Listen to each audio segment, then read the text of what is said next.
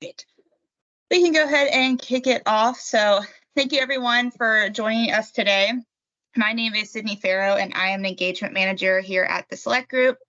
In recognition of Native American Heritage Month, we have a guest speaker, Teryn Brewington, joining us today for a discussion on deconstructing stereotypes and forgetting what we know about American Indians. Teryn has dedicated her time to Native populations while tying it into the DEI programs at Blue Cross Blue Shield in North Carolina.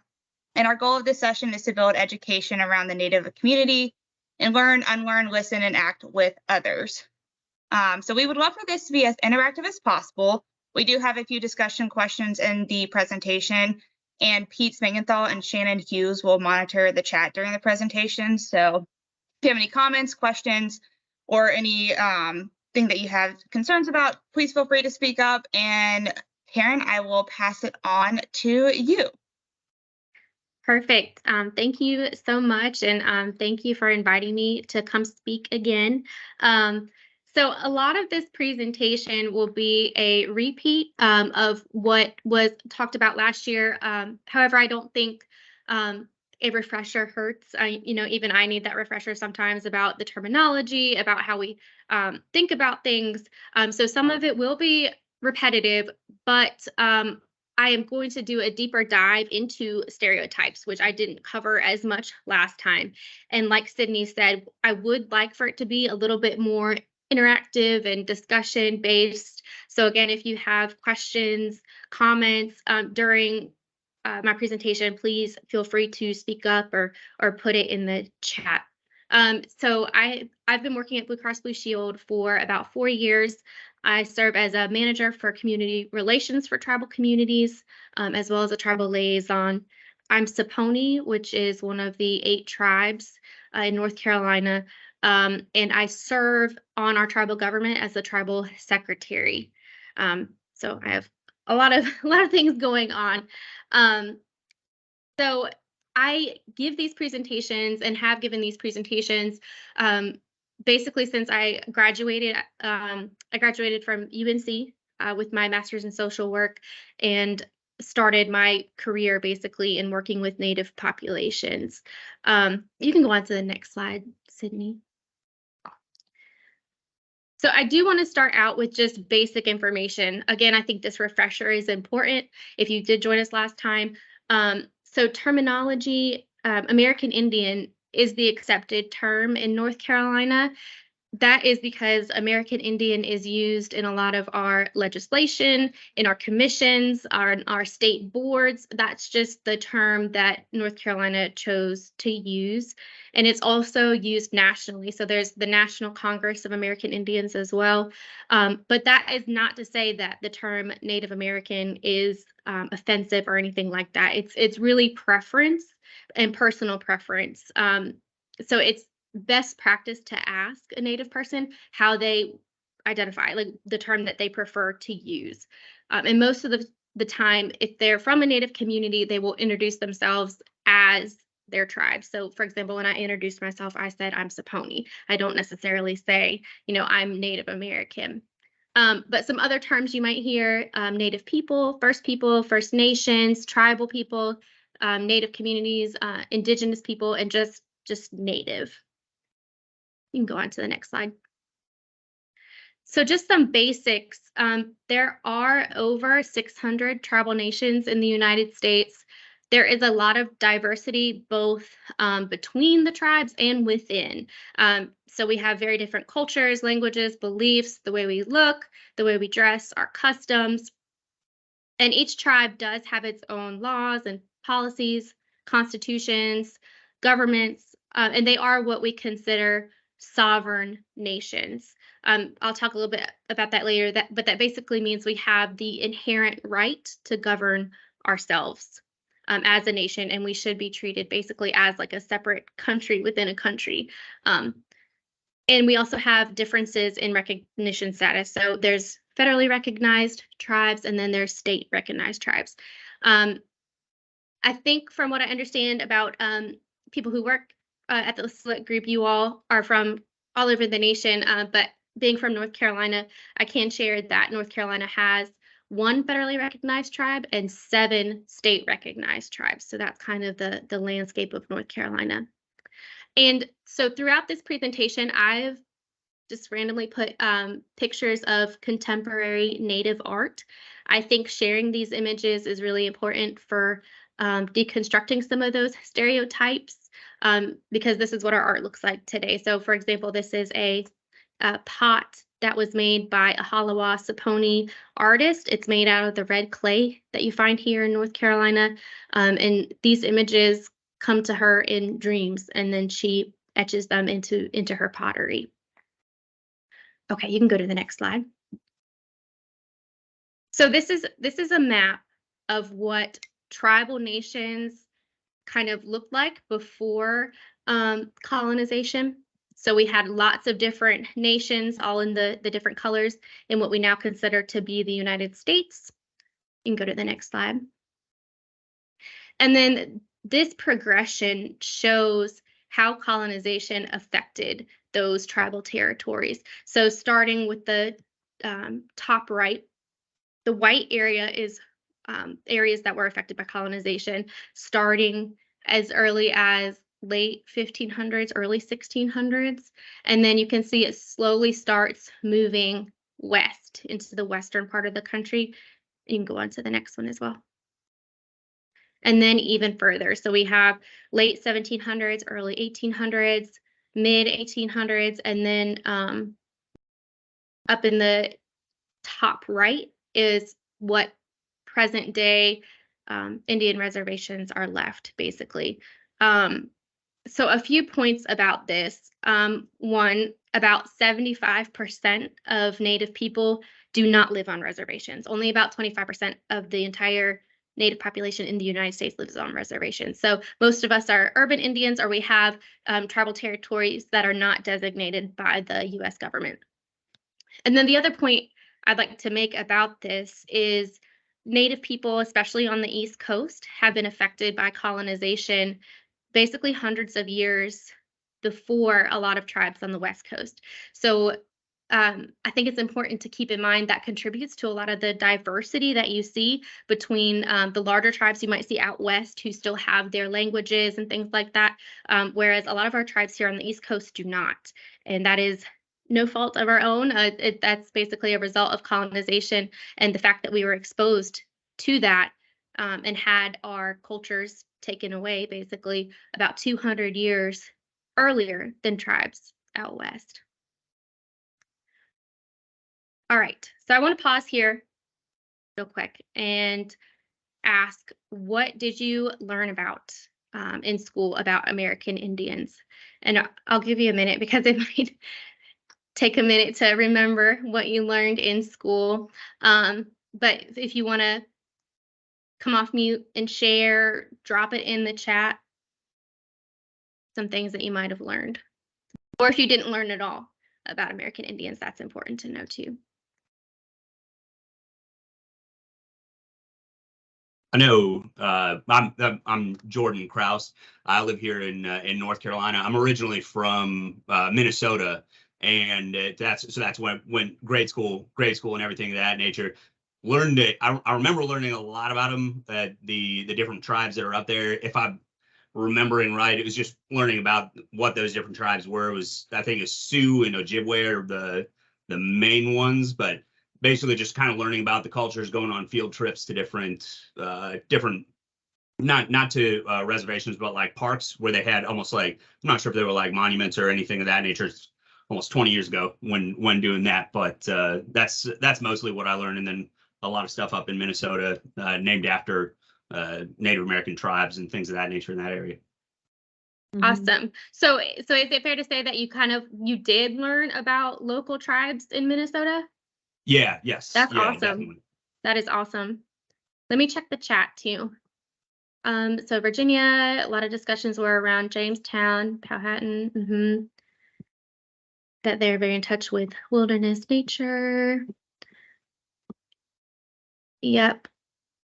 Pilgrims, Thanksgiving, Columbus Day. Yeah. Yep. Columbus discovering America. Yeah. So this is all really good to know. We're talking about Cherokee Nation.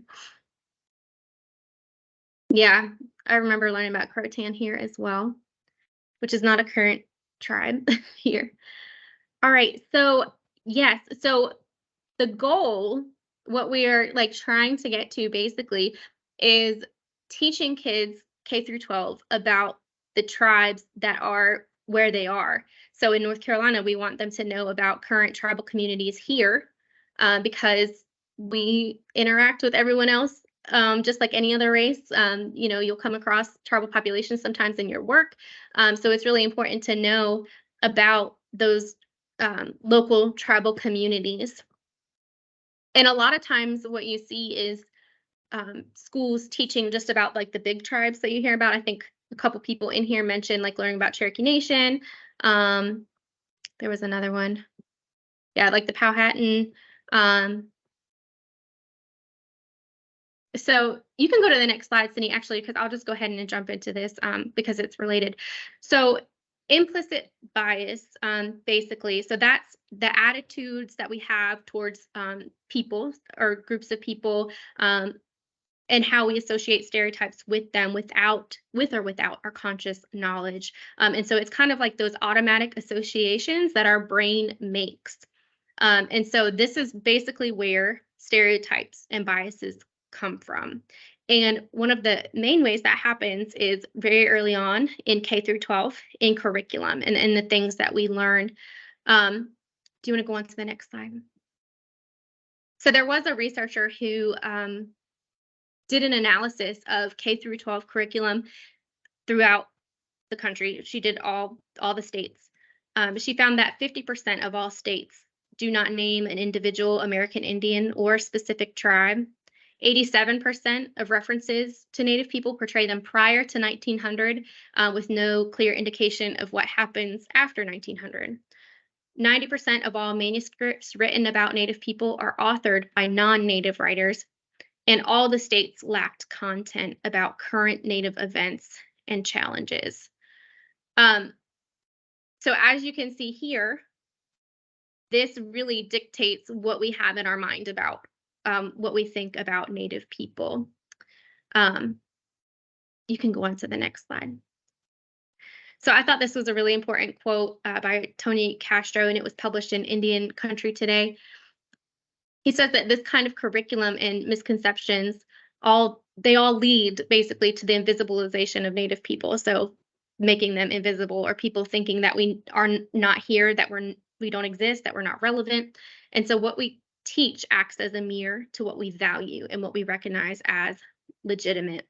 And then continuing to teach these things basically perpetuates these misconceptions. And so then you have students who go through school and then become an adult and go out into society who still have these stereotypes and misconceptions. And then the American Indian populations that are here basically become ignored even more. So you can go on to the next one. And Teryn, so yeah, go ahead.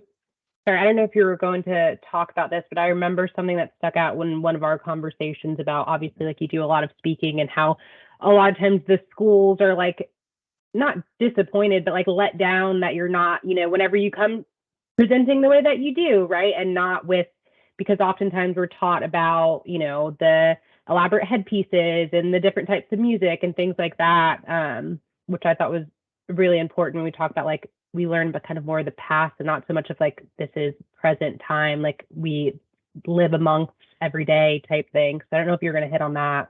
Yeah, a little bit. But I can go ahead and speak to that now. Yeah, so when I did more of these presentations, I did a lot of them in elementary schools. And when our center would be contacted by elementary schools, it was basically teachers who were looking for basically like the feathers and beads type thing. Like they wanted that romanticized image of Native people. And they didn't necessarily want to teach on or let me back up. I don't think they necessarily knew to teach on these kind of things. I think it's very well intentioned. However, if that's kind of ingrained in your mind that we only exist in that form, then you wouldn't know to teach on the modern Native people. So I mean, it's kind of funny and it's kind of not, but like when I would show up to elementary schools, kids would be like super disappointed. I would just be like in regular clothes, and then they would kind of be blown away that like, yeah, I drove my car here, and like, yeah, I have an iPhone. Like, like we're modern, just like everyone else, but we do practice our culture in different ways. So yeah, absolutely, and I do touch on that in just a little bit too. So these curriculum topics that we're taught, they kind of lead to this idea that we're extinct, that we no longer exist, that we're only in the past, still look like that we all dress the same, and that the only accurate history can only come from non-native authors, or this like Eurocentric story, like only around the colonizer, and that we're not capable of telling our own story, or that our own story is not legitimate. You can go to the next one. And I think this quote, Tiffany, really hits on like what you were saying about ignoring modern day natives. So this says the tragedy of American Indians, that is the Indians that Americans love and love to read about, is that they no longer exist except in the pages of books. Rather, the modern Indians dress much the same as any other person, attend pretty much the same schools, work at many of the same jobs, and suffer racial discrimination in the same manner as do other racial minorities. So what is the harm in that? So asking presenters to perpetuate the stereotype is basically what people are asking when they're asking for that romanticized display. And it incorrectly teaches that real Indians don't exist and that we're just boring.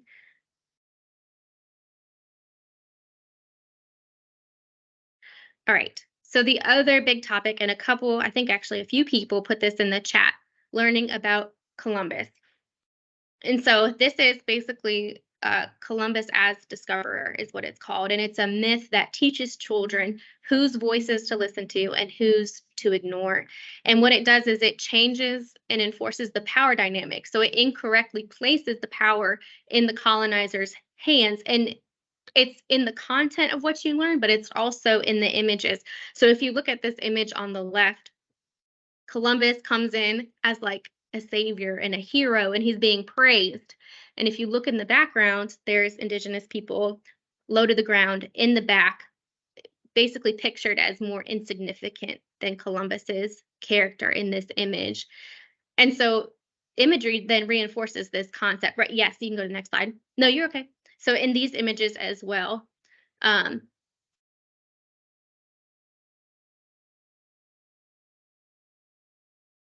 yeah, so basically the same thing. So like the hero, the savior, indigenous people are pictured in the background. They look kind of like confused and running around like in the image on the right.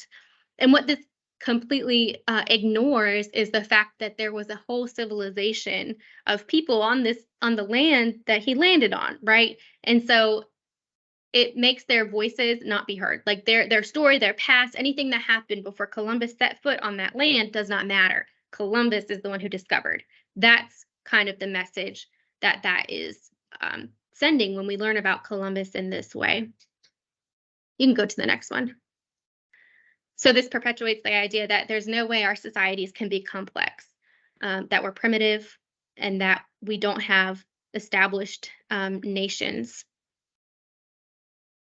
And the harm in that is it portrays us as not having any thought or feeling. It encourages the disregard of the perspectives and lives of people of color. It implicitly tells children that it's acceptable for a more civilized group to claim and control what they consider to be a non-civilized group. And then when this is repeated in the textbooks and history lessons, it basically becomes almost like propaganda, like maintaining the status quo of what this country was technically founded on. And so that just continues to perpetuate. All right, so jumping to this other portion of what forms our implicit biases about Native people is the media. And there's a few different themes that I'm going to try and touch on in this discussion. And again, I do welcome any comments. If there's anything in the chat that I'm missing that you think is relevant and you want to bring up, Missy or Sydney, please let me know. All right, so media. This is books. This could be shows, movies, any images that we see on advertisements, a lot of different things. And so the first aspect of media that I want to touch on is mascots. And so if you could just take a moment, go back to the first one. So if you could just take a moment to look at this, and it's titled, Can You Imagine? So basically, can you imagine a world where these were mascots? But the irony is that one of them is. You can go to the next one. And then the next is, she's asking, well, which one is the mascot? And basically asking, like, is there one that we can put our finger on and say, yep, that would make an appropriate mascot? And again, the irony in that is that one of them is. You can go to the next one. So again, another discussion question.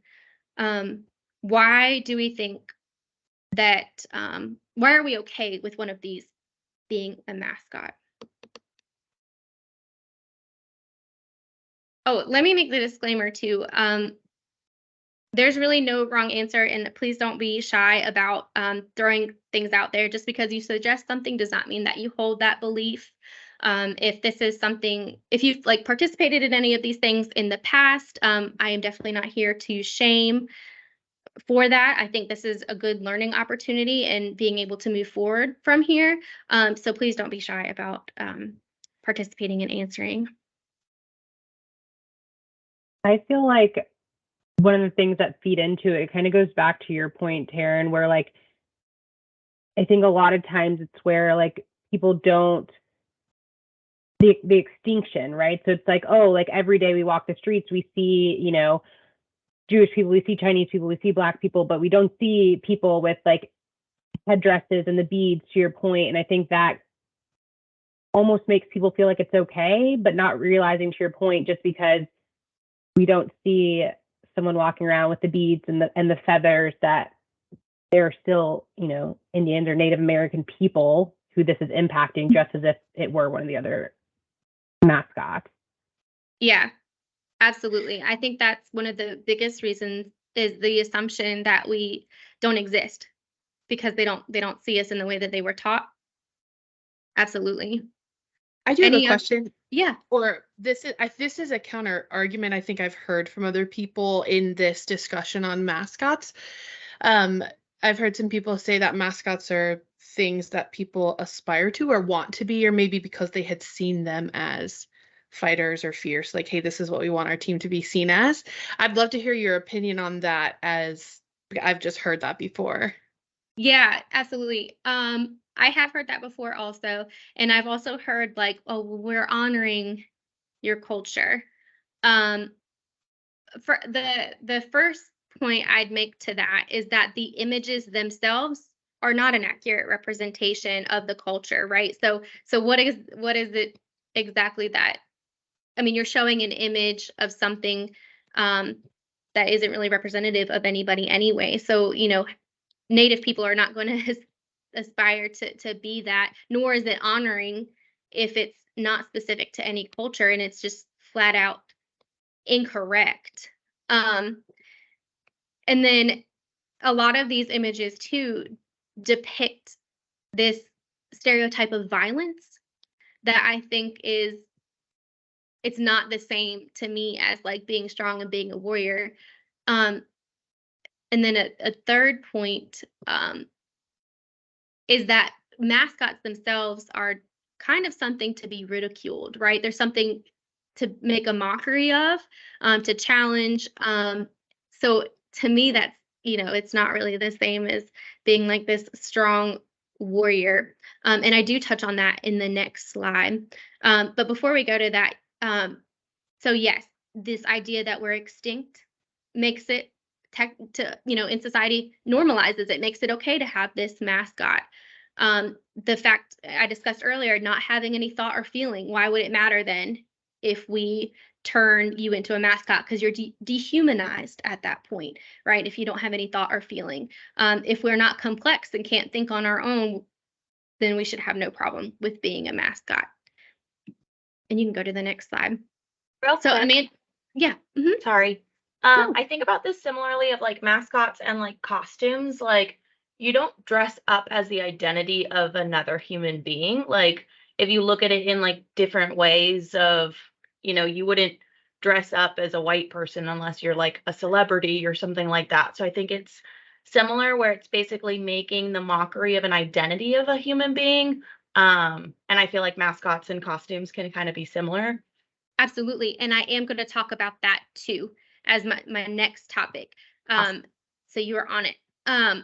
So Amanda Blackhorse, she is an advocate for changing mascots, and she was one of the main people behind changing the Washington team's mascot. And she said, as long as the populace refuses to see Native people as real, living, breathing, and resilient individuals, the easier it becomes to demean, degrade, and turn them into a mascot. And you can go to the next one. I just included this slide just so you all would know where the term Redskins comes from. It comes from a 1775 proclamation called the Phipps Proclamation, and it was put out by the King of England, and he declared the Penobscot of Massachusetts traitors to him and called on all His Majesty's subjects of this province to embrace all opportunities of pursuing, capturing, killing, and destroying all and every of the aforesaid Indians. And he even lists out how much money they would receive for either capturing them alive or killing them. So 50 pounds for an alive male, 40 pounds for a scalp, 25 pounds for an alive female, or 20 pounds for a female scalp. And so obviously that's problematic in itself, but then you can also see this value that's being placed on male versus female in this as well. Native populations were and still are more matriarchal. So women were in positions of power, whereas it's the opposite for the colonizers. All right, so I want to touch on this briefly before we jump into that costumes conversation. So kill the Indian, save the man. Are you familiar? Just drop it in the chat if you are familiar or are not familiar with this.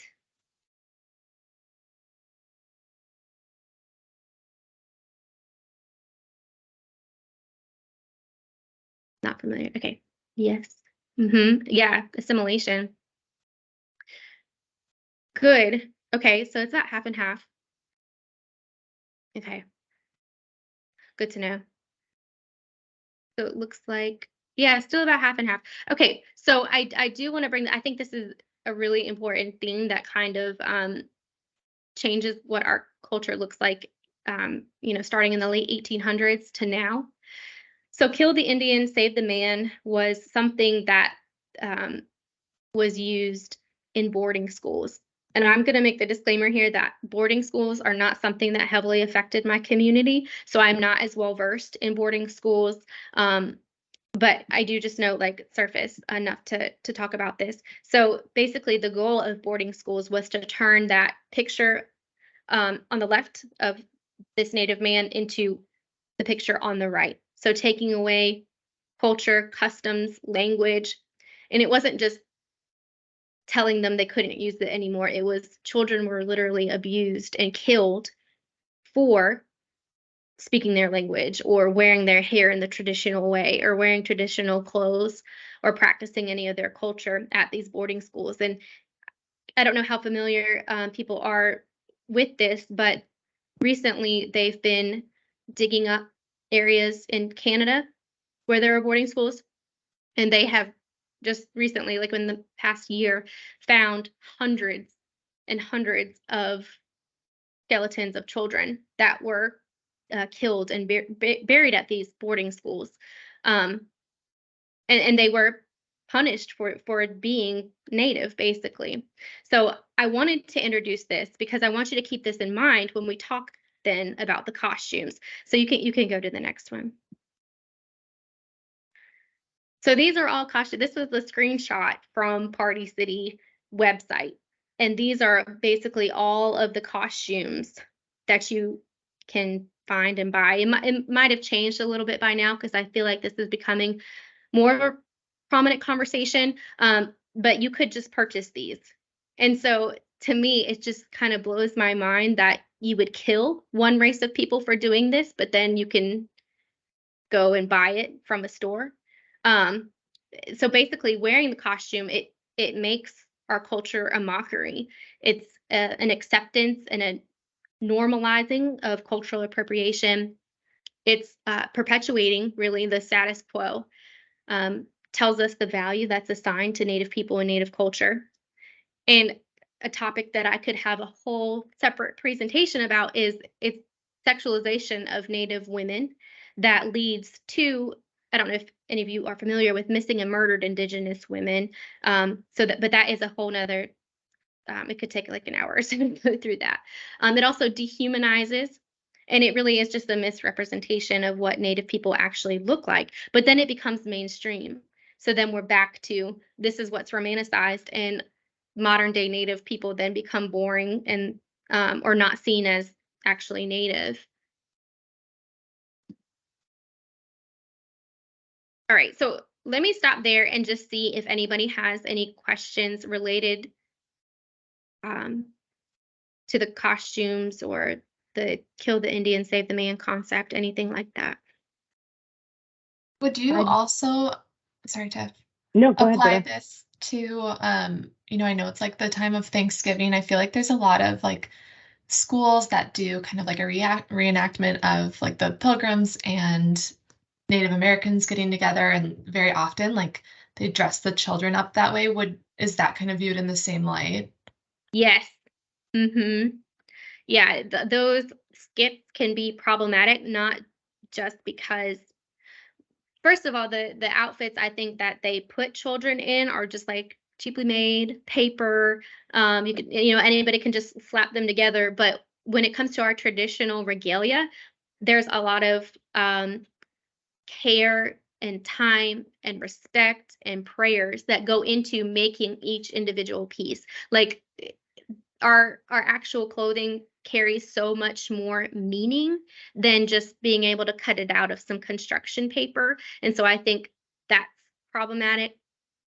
And then the costumes that are chosen for those skits are not representative of the Eastern Woodland Native people that the first Thanksgiving would have taken place with. And so that's a whole nother issue. And then, I think the biggest thing is it's problematic to create that dynamic of like Pilgrims and Indians in a negative light. But even if it's, put in a positive light of like, oh, the Pilgrims and Indians came together and had this meal, it's not accurate history, though, is the other issue. So it's a real just generalization of that whole event. And there are really good resources that you can find online about teaching about the real Thanksgiving. I do have a whole nother presentation for that as well. But I would be glad to share some of those resources for you afterwards as well. I think that kind of goes along, Britta, with my thought process also, as far as like, obviously, like as a parent, right? Like I try and find opportunities, like, especially Addison, my oldest now, obviously, like getting to an age of like understanding what she's seeing a little bit more. But like, do you have any thoughts or resources or insight on how to talk about these things to like our children? I feel like that 6 to 10 age is like prime time to be soaking things in. And if, obviously we don't want to shame people for wearing, if they do dress up, choose to dress up as Pocahontas for Halloween, but like, how do we have those conversations with our kids on like, this is just not appropriate and here's why? Yeah, no, that's a really good question. And I get that question quite a lot. And again, there are good resources online. And I actually have some of them pulled up on my other computer now that I'd be more than happy to share. One of them is actually a discussion guide. And in this, it's written by a Native scholar, and she goes through even age ranges and she breaks it out to like, this age group can handle this conversation. And with Pocahontas, there are so many different themes in there that can be problematic. And it's not just, Native issues. Some of it is women? Like, does this woman have agency in what in what's happening to her and things like that? So it's a really good discussion guide. But honestly, my take, and some parents might not agree with it, but my take at that age would be to basically tell the truth and say this movie is not accurate. It's the only Disney movie that was made about a real person, which is problematic. The others are fiction. And she was actually 11 to 12 years old. And you probably don't want to get into like the rape conversation, but that's what she was a victim of rape. She was a victim of child rape is what that was. And so finding a way to kind of speak to that and speak to the truth in that, I think is really important, because I guess that's what the whole issue is. It's not being represented accurately. And if people knew the real story, then it wouldn't be as mainstream, I don't think. So yeah, that would be my advice. Look up one of these discussion guides, talk about it in age appropriate ways. And I'm not saying like don't watch the movie either. I think this discussion guide does a really good job of saying you can still watch the movie, but while you're watching it, here are questions that you can ask at this point in the movie, which I think is really, really valuable. And I think too, Shameless, I think Teryn, you and I might have talked about this, but the movie Home that came out not long ago, I feel like does a much, like, it shows in a way that kids understand, like, it took a while. Like, I was watching it and then I kind of had a like, this is colonization kind of moment, and using that as like a learning opportunity to like, hey, like, you can't go and take things from people who are already there, and you can't say that it's yours if it already belonged to someone else, and like trying to find ways like that to like have positive conversations around it. Yeah, and Home kind of phrases it in like well, that's kind of pretty silly, right? Like, isn't that kind of common sense that like you can't do this to other people? Yeah, so I think having those conversations while you're watching those movies are really good. But I also understand wanting to avoid it completely. And my personal choice with my children is to not let them watch Pocahontas until they are old enough where we can have the real conversation of, yes, she was a victim of child rape, and like go into that kind of conversation. So I'm sure while I was talking, you all looked at this slide and kind of saw the myths versus the facts. So what was presented in Disney, but what was the actual historical events that went on. And you can go to the next slide. And Teryn, we did have a question come through the chat just regarding Thanksgiving. Don't know if you want to hit on it now or at the end, but the question I was asked is, how is Thanksgiving and the way America celebrates it viewed in the Native American community? Yeah, and I'll say that my answer kind of goes back to what I was saying earlier about the diversity of beliefs kind of among Native people. It really is all over the place. We have a whole bunch of Native people who celebrate it just like anyone else would celebrate it, with a big meal and all of that. Some choose to completely just disregard it. Some tribes have a powwow on that day. So there's a tribe in Alabama, Porch Creek, that has their annual Thanksgiving powwow to kind of like reclaim that holiday. So it's really all over the place as far as how we choose to view it. But I will say that the act of giving thanks or Thanksgiving is a cultural concept. And so like when you pray before big events, a lot of tribes give what's called like a Thanksgiving address, and it's not just in November. Like you use these for any event, and it's basically just giving thanks for what you have, giving thanks for anything really. And so that's something that's practiced throughout the year, and it's not just that one holiday.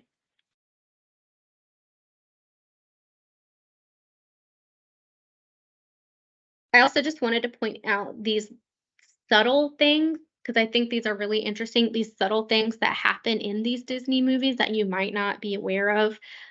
So in Pocahontas, these are some of them are literal lines from the movie. So he says, "What can you expect from these filthy little heathens? This is what you get when the races are diverse. They are only good when they are dead." It literally says that in the Disney movie, which is kind of why I'm going to choose to like avoid this movie altogether.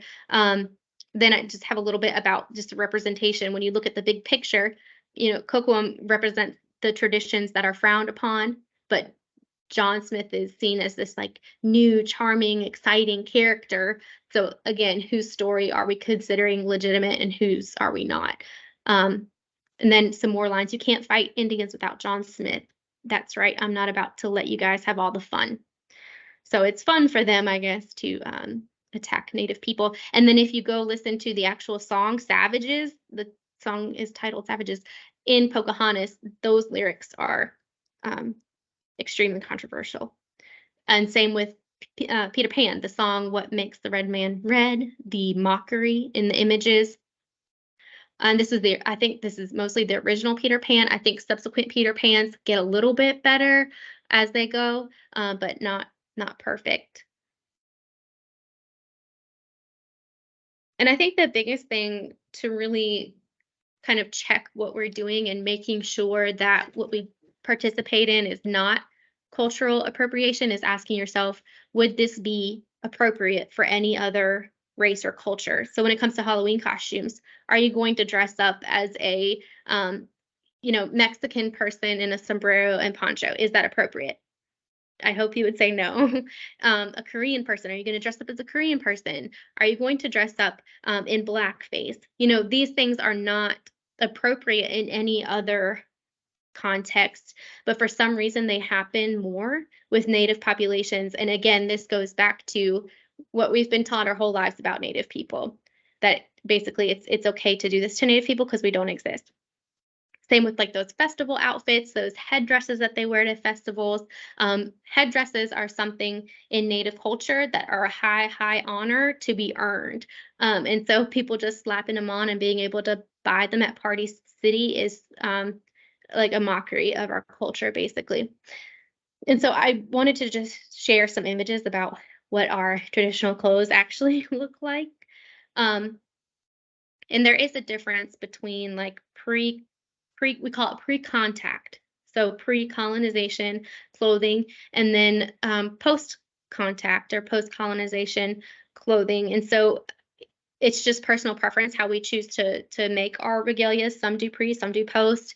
And of course, with post-colonization, we had a lot more access because of trade to things like cloth and glass beads and everything like that. And so we integrated those into our culture just like any other culture would if they were introduced to trade and other textiles.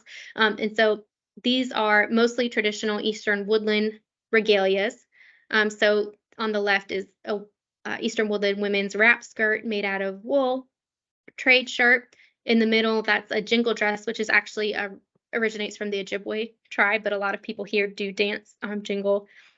Then again, more women's woodland, and then a men's woodland regalia on the right.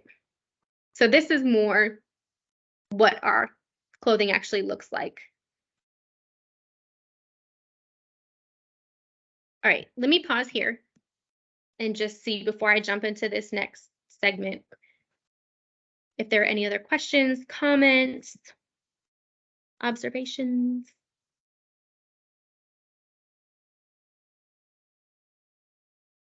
All righty. All right, so what to do with all of this information? We can go to the next slide. I think a good way to move forward and integrate this information into, whether or not you work with Native populations or at home when talking to kids, is integrating Native cultural values into what you do, because they are not just important to Native people. I think these can apply to any race or ethnicity or culture. The importance of relationships, having a responsibility to your community, to your family, and having a responsibility to teach the right content, right?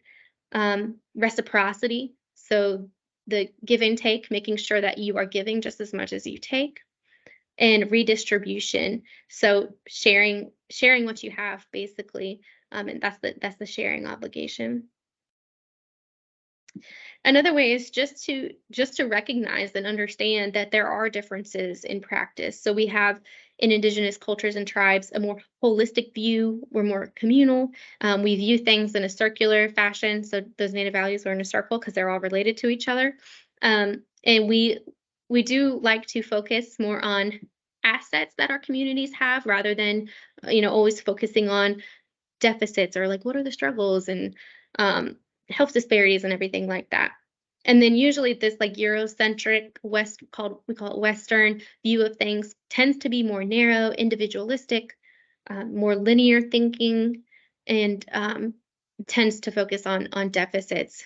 And I see this a lot with the line of work I'm in healthcare. And I think healthcare is just now coming around to this concept of like, oh yeah, we should probably focus on the whole health. But we've been doing that for hundreds of years. Go to the next slide. And if you're working with tribal populations or tribal governments, making sure you understand and recognize this concept of tribal sovereignty. And I touched on this earlier, but it is the inherent authority of tribes to govern themselves. And this is not something that's awarded to us by the U.S. government. This was inherent before the U.S. was ever involved and present here amongst Native populations. And so that means that to truly engage with tribal populations and governments well, their policies, their constitution, everything comes before that of your company. And that's how I treat my work at Blue Cross is if they say, no, we don't do that, then we say, okay, like we don't do that. You always default and respect that tribal sovereignty. And then this is a document that kind of lays out, you can go to the next slide, how to be a good ally. I'll just go through a couple of these. I don't want to sit here and read every single one, and we can share this resource afterwards as well. But just some ways to be a good ally is not acting out of guilt, acting out of genuine interest. Understand that you are secondary to the indigenous people that you're working with. So back to that concept of sovereignty too. Your company's policies or whatever it might be do come second to that of tribal nations that you're working with.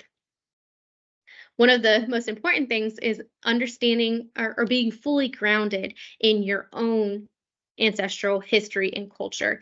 Because I think because of everything we've talked about today, Native culture seems to be the one that's viewed as up for grabs and anybody can claim it. And they have these stories that are passed down generation after generation that they had some Native connection. But these kind of stories, like when shared with Native communities, really turn Native people off, and they don't want to talk to you because ultimately when people make these claims, they don't have the lived experience of a Native person. They are just claiming it when it's convenient for them. Can you maybe elaborate on what you mean by that as far as like the claiming, what you're referring to there? Yeah. Oh, yes. Yes. So this is a concept that is like extremely familiar to anybody from a Native community, is like when somebody of another race or ethnicity, or who's non-Native basically, finds out that you're Native, they'll be like, oh yeah, my great grandmother was a Cherokee princess, or, you know, what have you, or name one of those big tribes. 9 times out of 10, probably more than that, that claim is false. And I hate to say that to people because this is, like I said, something that does get passed down like generation to generation, but there are historical reasons why that is and why that myth has been passed down. One being that back in the 1800s, if you went to the government and said, yes, I'm, part Cherokee, they would literally give you Native land for $5. It's called the $5 Indian. So that's kind of what we call people who make that claim, is your ancestor said they were Cherokee in order to take Native land, and then that gets passed down. Then there's different things like there's certain points in history where being Native was more advantageous than being of another race, or for being Black in particular. And so that gets passed down, and they're told, and they tell people that they're Native in order to be treated better. And then same thing now, I think that people think it's more advantageous to be Native, or they think that they're going to get some sort of something out of it. And that's why they claim it. And there's a lot to this topic, and there's a lot of other points that I could go through, but again, a whole nother presentation. But I think the most important point too is you have to have community, and you have to have a community that claims you, not you just claiming them, in order to really have that lived experience. So, if it is true that you do have a Native ancestor, Have you lived in Native community? Have you been around Native community? Have you been raised in that Native culture? That's really something to, you know, evaluate and ask. Then is it appropriate for me to bring this up in a conversation with the Native person if you don't have that lived experience? Hope that helps. That was a really long answer. Another is just be aware of your own privileges and openly discuss them. You can go to the next slide. Don't take up the space and resources, physical and financial, of the oppressed group. And this is a big one. So anytime with Blue Cross, in the line of work that I do, anytime I'm asking for a tribe's time, I'm always very conscious. How much time are we asking for? Is it a good time of year for them? Do they have cultural holidays that they're celebrating that we shouldn't ask for their time during this month or whatever it might be? Are we practicing reciprocity? So if we're taking their time and asking for information from them, what are we giving back to them rather than just them giving to us? And then accept responsibility of learning and reading more about being an effective ally, about your biases that you might hold, about why these stereotypes are here in the first place. You can go to the next. I think I already went over that one. It's a repetitive slide. You can go to the next one. Yep, so learn about the tribes near you, the current tribes near you, whose land you're on. But please don't use that nativeland.com, whatever it is. That's a horrible, horrible resource. Learn about contemporary Native cultures and about your own culture. Unlearn those stereotypes and biases. Listen to Native people. So make sure that the resources that you're using are authored by Native authors, not non-Native authors. And act in ways that demonstrate humility and allyship and just the acceptance of the fact that it's always a learning process. I don't know everything about Native cultures. I know the most about my own tribal community, so I try not to speak on other tribes. So it's a learning process for me as well. So there's never any shame in that. So that is my last slide. We won't go into that historical trauma piece. I want to leave it open for discussion. Questions people might have.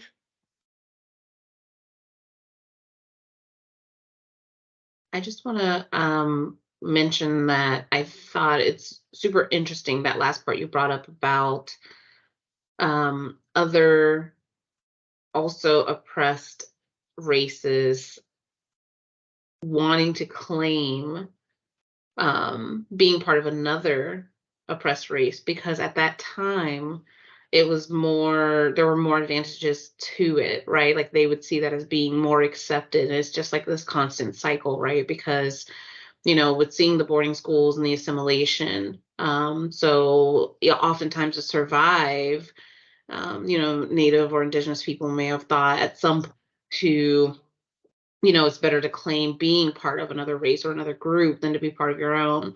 And then so to see that even with seeing how Indigenous people were treated, seeing Black people or Hispanic people or other people of color at some point claiming, oh, I'm Native, I have Native American roots, or things like that, because at some point that seemed more desired. It just kind of goes back to that romanticization. I can't even say it right now, but you guys know what I'm talking about. Yes, I know what you mean. Of Indigenous people and Native American culture, where it's like,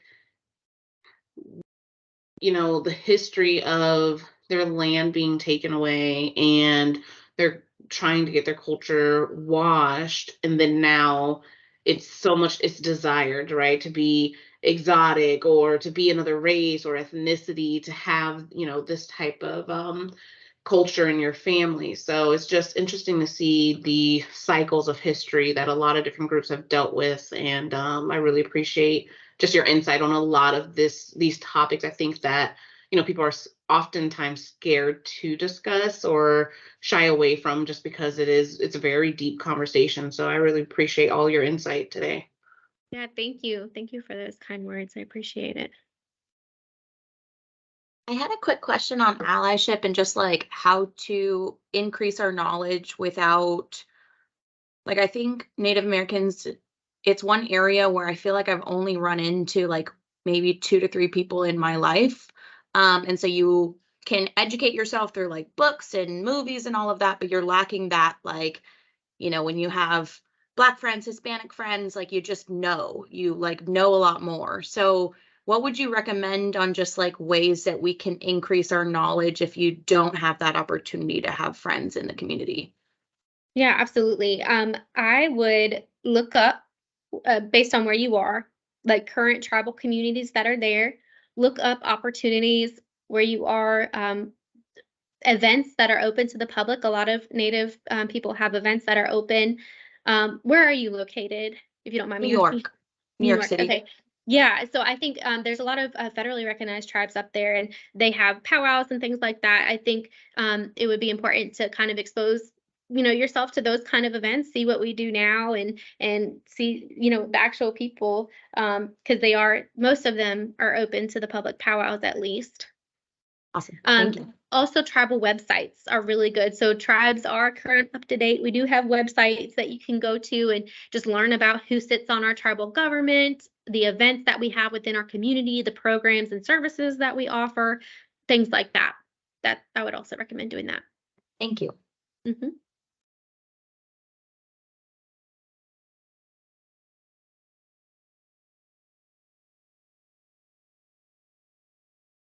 Hey, Teryn, there have been a few chats actually, just kind of in the spirit of the times too, and some of what you shared. Is there a group that maybe a donation or something could be made on behalf of you, on behalf of TSG or something? Would there be like an organization of choice or anything like that? I've had actually a few chats come in. Yeah, so I think most tribes on their websites have a way to donate if you want to donate. And then there's also other nonprofits that you can donate to. I'll have to look those up and share those resources with you. But most of the tribes like do have a link to donate. Then there's like statewide conferences that we host that do need a lot of support. So companies can even be sponsors of those events. So if that's something that the Select Group does or is interested in, you can sponsor and be a sponsor of those conferences. It really helps us out a lot because these organizations do not have a lot of funding to begin with. So yeah, I can share those resources. Perfect. Thank you. Mm-hmm. Oh, so I'm looking at this comment about San Diego State University. A staff email signature said San Diego State University resides on digital homelands, which led to a link in American Indian Studies. Yeah, so this kind of sounds like maybe it was like a land acknowledgement. And I will say land acknowledgements are becoming more of a thing recently. But what I think is important to recognize is you have to go beyond the land acknowledgement, right? So it's one thing to acknowledge, like, yeah, I stole your water bottle, but like, are you going to get it back? Like, what are you going to do to, you know, so what is your company doing beyond the land acknowledgement? Are you partnering with Native communities? Are you learning this stuff? Are you teaching your staff culturally appropriate things, or how to partner with Native communities? So there's a lot you can do beyond land acknowledgements. If you stop there, it kind of falls flat, right? So I think that's important to note.